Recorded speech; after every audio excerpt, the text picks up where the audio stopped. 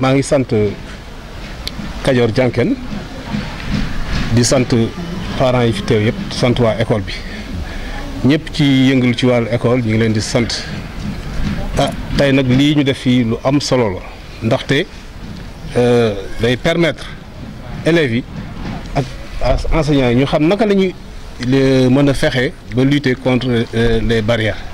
on ko respecter du moins kon nag ñu ngi leen ciy sant te lii dafa am solo ndaxte day permettre enseignant bu ñëwee école am mën a xam nan lay utiliser en tout cas gel bi ak kii bi ñu ko jox ni ñu koy waxeeti thermoflash bi je crois que madame l'ICP a fait une bonne démonstration li ci des nag mooy nañ koy yokk parce que la répétition est pédagogique nañ koy faral bi ñu koy faral di def rek dañuy dem ba dañuy am ni ñu koy waxeeti dañuy am habitude bi et on dit souvent que l'habitude c'est une seconde nature donc kon maa ngi ñaan ñi fi nekk ñëpp ñu jàpp ci ba nga xam ni élèves yi ngeen di suivre mesure d'hygiène yi ñu leen jox bu ko defee ñëpp mën a mucc ci mbas mi parce que actuellement nii mbas mi ngi jël ay proportions inquiétantes te dara mënu ci lu dul xeex ko nii rek ak lii waa Kajoor Jànken def kon ñu ngi leen ciy remercier bu baax a baax a baax di ñaan daal vraiment mbas mi jóge fi ci jàmm ak salaam. fay parce que vraiment lu ñu yëngatu ñu ngi si tey lii wane na ko yeneen it wane na ko monsieur le directeur aussi li ñuy wax naan zone boo dem rek am na kii de responsabilité mais moom itam vraiment lu mu soxla ak lu muy def daf ci impliqué santé donc lii bu ñu wooyee ñun dañuy ànd ak bégte ak kontaan ñëw def si ko donc comme ni ñuy waxati ñu sant yàlla bi nga xamee ne mesures yi ñuy wax yëpp suñu école am na ci yu nga xam lépp am na ko parce que li ñuy wax yëpp mooy ndox mi mooy jiitu ndox d'abord te ndox mi ngi ci école bi ngeen gisee ñi nga xam ne ndox mi ngi ci école bi donc ñu sant yàlla ci loolu ñeneen ñi dinañ ñëw ci lavage yi ak yooyu beneen bi ci des mooy il faut que ma def rappel tuuti parce que li ñu wax ne bu ñu ubbee école bi aussi il faut que école bi am ñaari porte am nañu ñaari porte bu nga xam ne moom la ñuy duggee ak bu ñuy génne comme ni ñuy waxee dinañ def démonstration pour lavage des mains et tout toilettes yi aussi am na li ñu wax it ñu rappeler ko rek mooy nettoyage bi ñu farlu si parce que dañ wax ni ñaari yoon lañ war nettoyer salle yi ñaari yoon ba pare biir salle yi salle bu nekk da nga war a am ñaari lave-mains yu ndaw yu fay nekk nga def solution chlorée bu nga xam ne 0,5% la nga def ko ci bouteille ak éponge bu nga xam ni moom la ñuy jaare ci table yi ak yooyu bu xale bi tisoolee wala bu xale bi defee leneen wala xale bi laal fenn toujours dañuy imbiber éponge bi jaarale ko ci yenn saa yi aussi jaarale ko ci loxo yi yooyu relais yi ak ñëpp dinañ si jàpp ku nekk dina si jàpp ba vraiment ñu mën a sàmm suñu njaboot sàmm askan bi sàmm Cité Lamy ndax ku nekk sa gox ngay kii li ñuy wax naan ñun dañu bëgg 0 cas à Cité Lamy yàlla nañ ko yàlla defal donc pour thermoflash bi pour jël température xale bi la dañu wax ni su xale bi ñëwee dugg si déjà ci porte d'entrée bi am na ku fay taxaw ku nga xam ni da koy wax mu raxasu xale bi dafa war raxasu ba set bu raxasoo ba set kii utiliser thermoflash bi aussi dafay raxasu ba set toujours aussi mi ngi gel hydroalcoolique bu nga xam da koy def ci poche am wala tablier mu yore ko bu mu laal xale yi bu mu jógee xale yi moom kii taxaw di wax na raxasu na xale bi xam mooy ki yor thermoflash bu xasee ba raxasu ba def gelam ba régler thermoflash am bu mu laal xale yi. température bu mu la jox da nga ciy dolli 0,5 pour xam température normale par exemple bu fekkee dafa nekk 36 da nga jël mu nekk 36 da nga naan 36,5 la léegi pour nga xam ndax am na fièvre wala de dañuy wax ni bu yaram bi tàngee pour nga xam ni ndax kooku yaramam tàng na il faut que mu am 37,5 ba ëpp ko jëm kaw à partir de 37,5 jëm kaw foofu la ñuy waxee ni yaram bi tàng na mais tant que mi ngi ci suufu 37,5 rek yaramam tàng léegi da ngay taxaw mën nga taxaw à 0,5 mètre pour xale bi nii da ngay def boo defee nii bës taxaw mu jox la sa résultat. war nañ am suñuy loxo mu set donc bu ñëwee kii appareil bi mi ngi nii mbànd mi am na ndox gel baa ngi nii serviette kii ba mouchoir baa ngi nii bon su ma ñëwee may ñëw tooyal sama loxo ma tooyalee loxo bi ma bës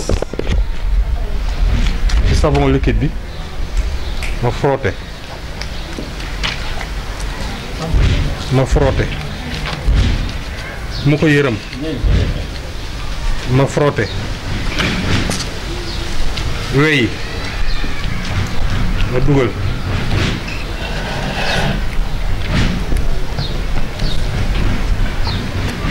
ma raxas ma bomb ko bu baax ci ginnaaw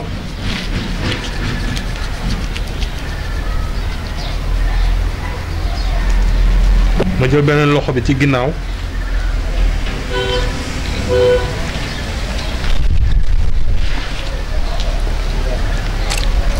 après ma ñëwaat ci appareil ma bës ndànk rek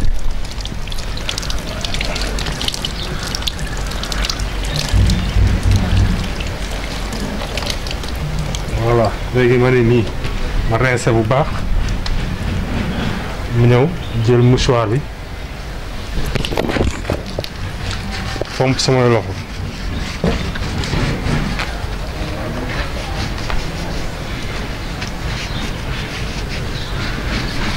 fomp loxo yi bu baax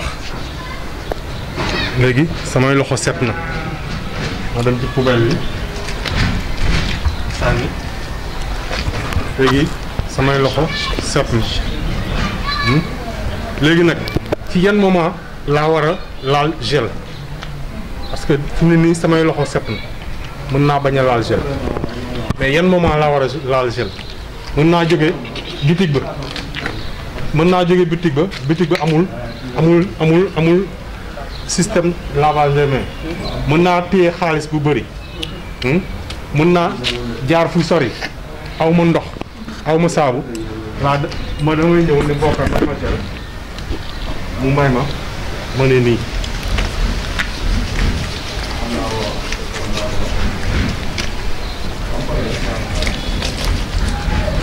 voilà gis nga gel bi bu ne nii rek day évaporer alcool bi fi ne nii samay loxo set na fi ne nii samay loxo ñeme naa ko laal sama gémmiñ ñeme naa ci laal samay bët ñeme naa ci laal sama bakkan ndax leer na ma ni samay loxo infecté wul mais tant que raxasuma samay loxo tant que laaluma gel toxoñu bi ak laal gémmiñ bi ak laal bakkan yi dañ ko éviter bon appareil bi nag bon kii Wér-Wér la famille bi ak en collaboration avec Wér-Wér le médical bu Diagne Blues buy yëngatu ci consommable bi ñoo ko mettre à la disposition de l' école booy yëngatu école bi suñu partenaire lañu am na ay actions yi ñu fi defoon amoon nañ fi benn stage informatique. di bi nag corps enseignant bi di ko yàlla ñu jar gërëm lañu ndax ñu xam nañu jafe-jafe yi ñu nekkee depuis pandémie bi am jotuñu seen i salaires yi te loolu c' est dû à ce que parents yi respecté wuñu engagement yi ñu defoon ñu ngi leen ci jaajëfal te ngeen xam ne CA bi dina ci bàyyi xel te dina ci taxaw ñu ngi leen di jaajëfal je parle au nom du CA de wéeruwaay gune yi ñu ngi également gërëm suñu partenaire muy Wér-Wér la ak le poste de santé à travers elle le chef de poste li xew nag xew-xewu jamono la daj adduna bi yëpp lëmbe jamono mu laaj ñu ñëpp ku nekk si ñun def ko sa yëfi bopp comme dañuy jublu ci ubbiwaay école xale yi tàmbaliwaat dafay laaj ñun ñëpp ku nekk si ñun ci famille yi ca départ ba ci enseignant bi xale bi ñëw ku nekk bay si sa waar ñu woo waajur yi xale yi wala ñuy gën ci kër yi nañu raxas seen loxo yi ba mu set te ñu daggal leen seen wey yi loolu surtout nañu leen daggal seen wey yi ndax xale yu ndaw lañu ñu dagg seen wey yi di raxas ci kër ga avant ñuy génn te du sol seen i masque bu ko mënee sax waajur du ko mën woon na nga gunge sa dem ba sa école ba bu àggee école nag prise en charge am école la ak jàngalekat ya fa nekk te jàpp naa ne jàngalekat yi cofeel yi ñu am si seen i élèves du toll noonu li seen waajur yi am kon ay waajur la ñu tam comme ñun alors loolu mooy lu ñuy dénkaane ñu gën a moytandiku ndax jàngoro ji mu ngi ci dëkk bi te mu ngi law wax ji mën na bañ a bëri dañuy dellusiwaat di gërëm jàngalekat yi surtout jàngalekat yi ñu jar a gërëm lañu ndax nga liggéey war a fayeeku fay ñu la nga def sa ngor topp ci ñu jàpp kooku jar a gërëm la ku leen gërëmul ku ne waxul deful lu war a jaadu jéeg war a gërëm kon jàppale ñu ngi leen di gërëm au nom du CA te ñun CA daañu góorgóorlu fexe ba parents yi honoré leur engagement pour ñu suñu honoré suñu engagement ak yéen ndax contrat la ñu am ak yéen te respecté nga ko ba mu mat bu fekkee ne amul dara lu ñu fàtte ñu ngi leen di gërëm yéen yëpp ñaan yàlla génne ci jàngoro ji ci réew mi te andi ñu jàmm ak salaam macha allah. donc madame l'ICP ñu ngi lay gërëm di la sant bu baax ci li ngay defal école di la ñaanal jàmm aussi quoi gis nañu sa taxawaay ci école bi quoi xam nañu. waaw mais loolu dëgg la vraiment Kajoor Jànqeen moom ñun dañ koy sant toujours rek parce que néew ma sax c'est partenaire ci école mais dafa bokk ci école bi parce que lépp lu fi am si Kajoor Jànqeen moo ko yoree bon ce qui li tax école bi fonctionné dëgg-dëgg si Kajoor Jànqeen donc boo xoolee la participation des parents d'élèves ci école bi c'est rien du tout lépp Kajoor Jànqeen la donc caay fan sinon dañ leen di vraiment dañ leen di gërëm bu baax di leen sant waaw école boo xam ne bii bon saa yu ñu jógee parce que on a trop d'activités dans cette école là beaucoup d'activités bés bu nekk ñoo ngi ci dara mais bu ñu nee administration lii la ñu soxla ñu taxaw ci loolu aussi dañ leen di jaajëfal vraiment di leen sant bu baax quoi. vraiment ci initiative bi ngeen jël initiative pour doter poste de santé bi et kit de protection pour peut-être pandémie bi am. dañ leen di remercier parce que vous pouvez tout juste vous limiter à l'acte en fait pas à l'acte mais au conseil et cetera donc mën ngeen a yem ci wax ñëw seet si ñu waxtaan ak ñun et cetera dalal ñu suñuy xel mais vous avez jugé utile de venir en faisant de l'action donc ngeen indi seen i bagages ngeen indi et li ngeen def donc dañ koy apprécier ko parce que def ngeen pour population bi def ngeen aussi pour personnel soignant. ni ngeen defee pour personnel soignant parce que ñoom ñoo nekk au devant ñoo nekk ci digg bi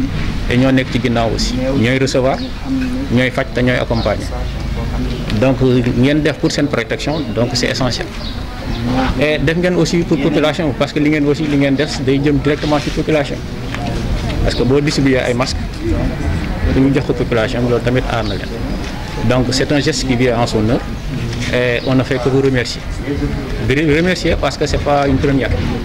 donc vous venez de réitérer tamit seen générosité seen i actions yi ngeen di mener à travers peut-être la population mais aussi di wane seen bopp aussi ci vraiment yéen a ngi ci taxaw pour askan wax ji nag du gudd parce que da ngeen a def dara da ngeen a dëkk ci dëkk bi te li ñu dem si yàlla si Golbert doon wax dëkk si dëkk bi defar dëkk beekale et dëkk ngeen fi wane ngeen ko mais def ngeen fi parce que lii da ko wane. Donc vous venez de marquer une empreinte indélébile ci histoire aussi tey ci poste de santé donc duñ ko fàtte et président Bokar vraiment ñu ngi lay remercier parce que gis nañ sa taxawaay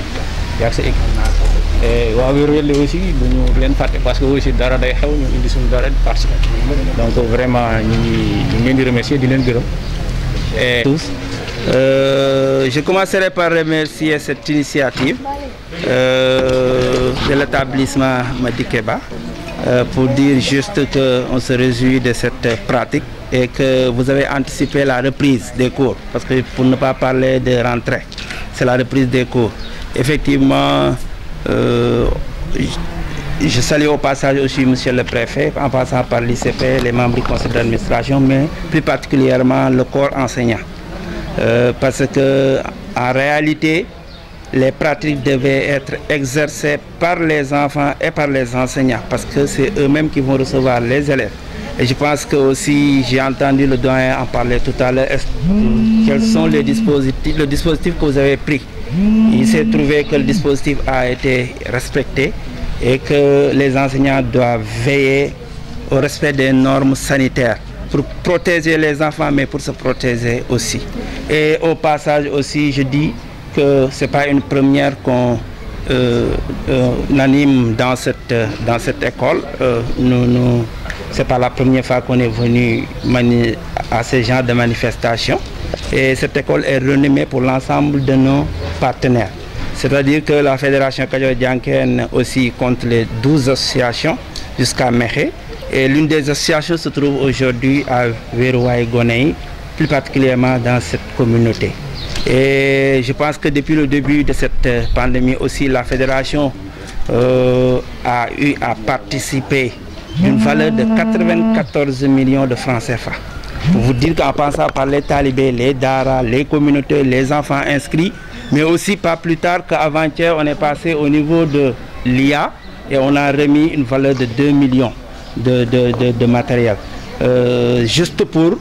aider dans la reprise. Parce que aussi nous gérons les départements, que ce soit au niveau de Thiès et de Tivaouane.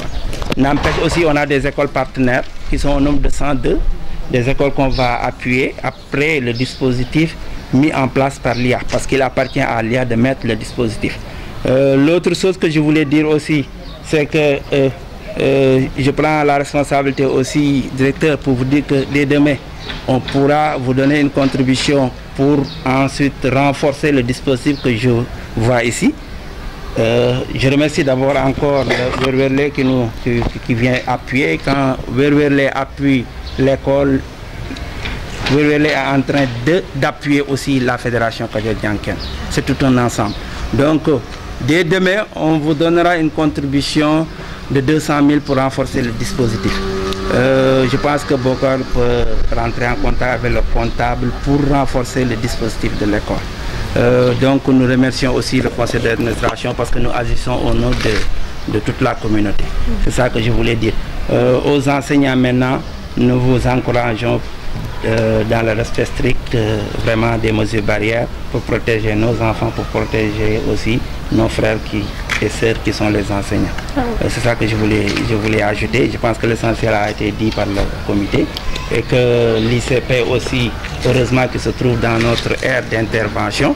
et qu'à tout moment où, par exemple, il y a un cas, on pourrait vraiment faire appel à elle pour ne pas aussi stigmatiser certains enfants, parce que nous sommes dans un milieu où évoluent des enfants. Il suffit que les gens se trompent sur ce thermoflash et qu'on puisse dire que tel ou tel enfant a cette asymptomatique.